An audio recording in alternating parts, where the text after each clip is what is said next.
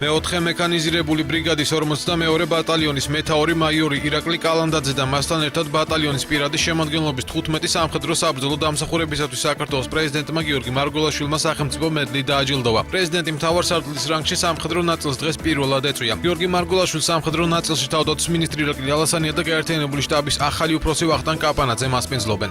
საზეიმო ღონისძიებას საქართველოს სახელმწიფო ჰიმნი დაიწყო, რომელიც თავდაცვის სამინისტროს ორკესტრმა შეასრულა. სტუმრებმა წუთიერი დუმილით პატივი მიაგეს საქართველოს ტერიტორიული მთლიანობისათვის და საერთაშორისო მისიების შესრულებისას დაღუპული ქართველი სამხედრო მოსამსახურეების ხსოვნას.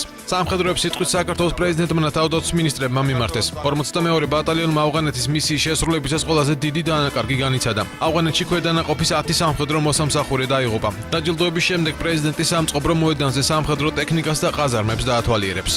თქვენ ერთგულად იდექით და დგეხართ სამშობლოს უსაფრთხოების სადარაჯოს და ასევე მნიშვნელოვანი წვლილი შეგაქვთ არა მხოლოდ ჩვენი ქვეყნის, არამედ გლობალური უსაფრთხოების დაცვაში, მათ შორის ISAF-ის მისიაში ავღანეთში. თქვენი მხედრული მიღწევები, რომელთაც აღნიშნავთ დღეს, ჩვენი ხალხისთვის საამაყოა. მადლობა სამსახურისთვის. ბატონო ოფიცრებო, სერჟანტებო, ბატონო ჯარისკაცებო, რომ გავაგრძელოთ ისეთივე სულიერი სიმხნევით, სიმტკიცით ჩვენი ქვეყნის სამსახური, როგორითაც აქამდე აკეთებდით და მე მინდა დაგარწმუნოთ, რომ ჩვენს ქვეყანას ყავს მთავარსარდალი, რომელიც კრიტიკულ მომენტში გვერდში დაუდგება და წაუძღვება ჩვენ შეიარაღებულ ძალებს. დიდი მადლობა ქვეყნის სამსახურისთვის.